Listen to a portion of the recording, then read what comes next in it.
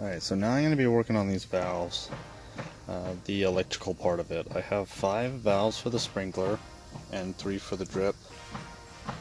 And basically you can see how long it is, and from this first one here to this last one over here, they won't reach.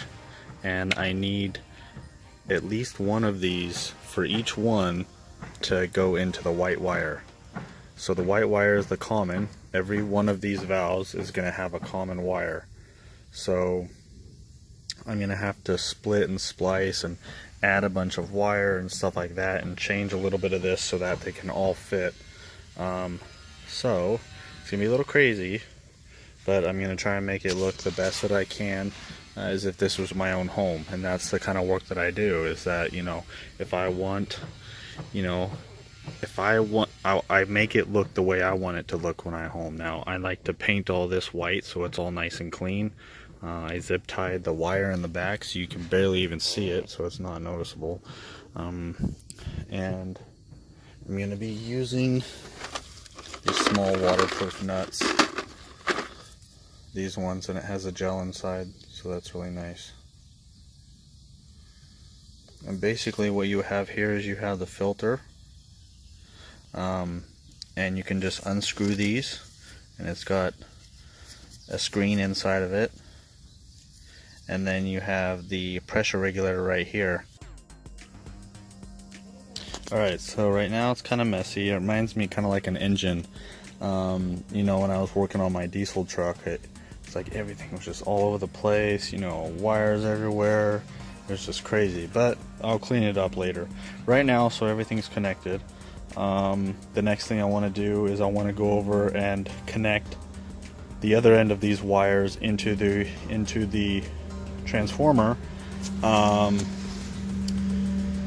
and to make sure it all works before I start zip tying and taping all these up.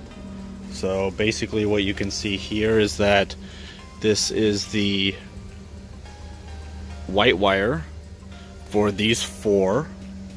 And then this is the white wire for these 4, and they're actually all connected. You can see a white wire that goes through, and then it goes into this black one right here, which is the main one.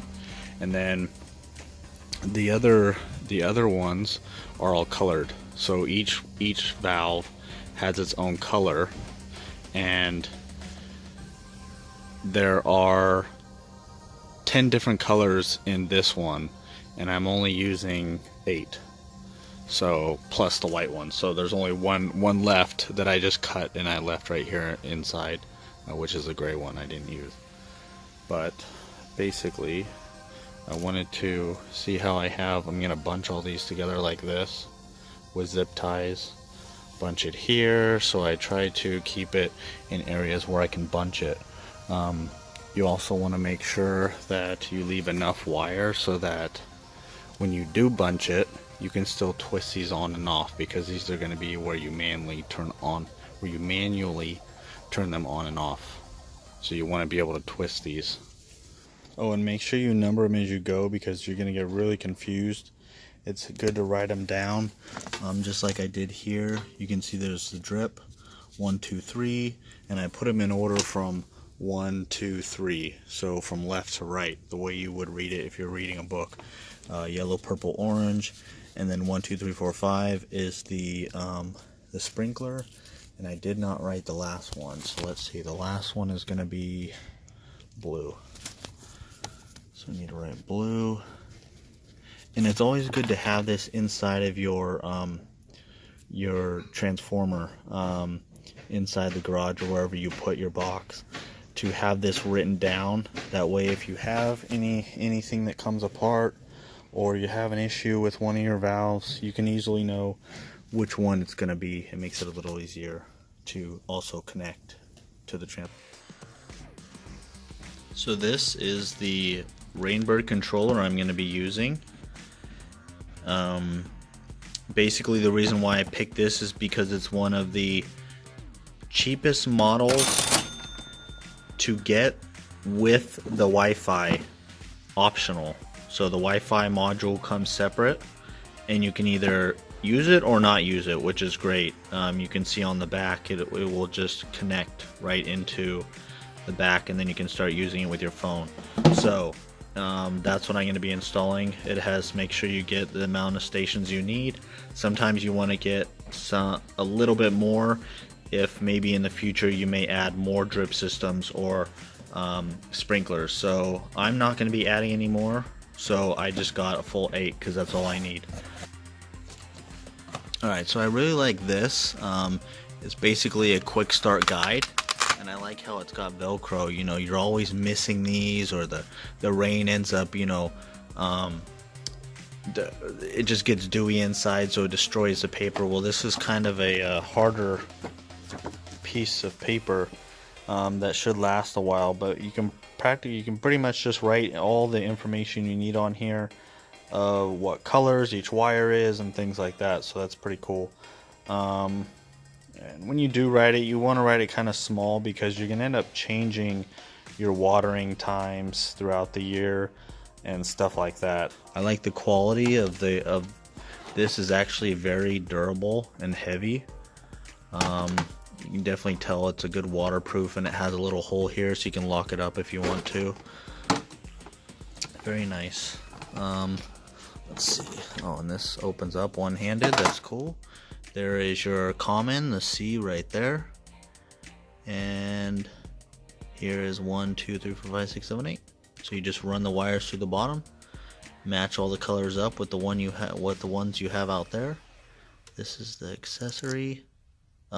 This looks like it's for the chip. Wi-Fi ready. Yeah. Alright, so you can see there is the wire for the sprinkler.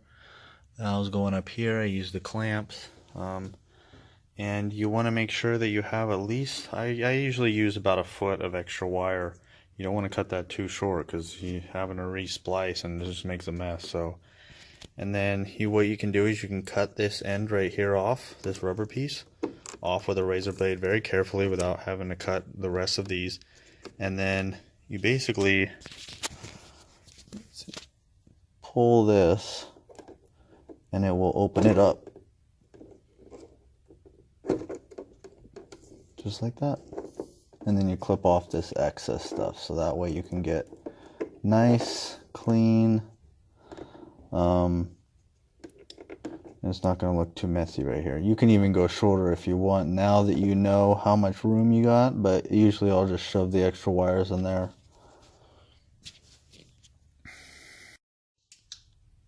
And this is when it comes in handy to write it down. So it took me about 20 seconds just to fan it out the way it's going to go in. You got your common, all the valves are connected to the white wire, and then each one has their own. And then I had one left over, so I just roll it up instead of cutting it. Just put it right here, the gray one.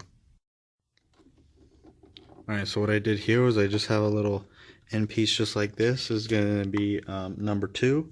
So I just take a little pliers like this, basically just want to twist it. I usually twist it about that much. Then you unscrew the number 2, and there's a thin plate behind the screw. You put this behind the screw. Let's see. Oops, I'll let you see it. And then I shove it in there just like that. And then you can see it's kind of bent up there on the top, and that's what you want, so it'll just help it hold there a little bit better. Some people will make it a full circle, but it's not necessary. It can be more of a pain to get that on there. And then I just tighten until it clicks. Until the screw drill clicks, if you have a drill that is a compact drill. And then you just go ahead and finish the rest of it. Basically this is all nice and clean. I like how it shows it's off, the time, and anything you want to know is right here on the side. Set date and time, manual watering, run a single station, stuff like that. So it's really easy to use, and I like how this is very clean. You can go automatic run, date and time, start times, run days, sensor. It doesn't have a sensor, but if it's raining, you know, and it's used for Wi-Fi, so you can use it with your phone. If it's raining, you just go on your phone on the app and just shut it off, so you don't actually need a sensor. Seasonal adjustments, and then manual. So we'll go to manual, and I want the sprinklers. Let's say number 5. So I want number 5 to turn on.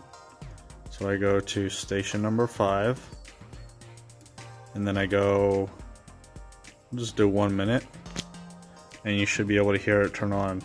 And it says hold down this button to start it. I like the little sprinkler. And there you go. And then you just go to shut off, just like that. And so it's always good to just run through all the stations. So basically, just to make sure they all work. So I'm gonna go 1 minute each station. Alright, so basically I wrote down what each drip and sprinkler does. You have the drip on the north, drip on the east-south, drip on the wall, and then you have the sprinkler by the gate. There are 2 sprinkler valves that are set for the sprinklers in the middle, sprinklers under the window, and sprinklers in front of the playground. And basically the sprinklers are just the grass, so those are all the 5 are for the grass. The rest of it I'm not really going to fill out because this program is going to end up being on his phone, so it's going to end up changing quite often, so I'm just going to leave it at that, and then we'll be able to set it up when I'm ready for the sprinkler, for the grass, and to finish off the drip. Alright, so as you can see, it's much cleaner. I have each one of them all zip tied, and basically everything is up on the edge. Now you can use pressure treated wood, and you can frame around this, and then you can build a box with some nice redwood or cedar, whatever kind of wood you like to use to cover this up. I have these 2 flaxes right here that will be covering it up over time, so they'll kind of fill up this corner. The other option is to spray it with some white spray paint. That's the other option to make it look a little nicer. Just remember, if you do spray it, you're not going to know what colors or what wires if you need to change anything out. So you can see right now, you can see the different colors, but if you spray paint it, you're not going to be able to see that.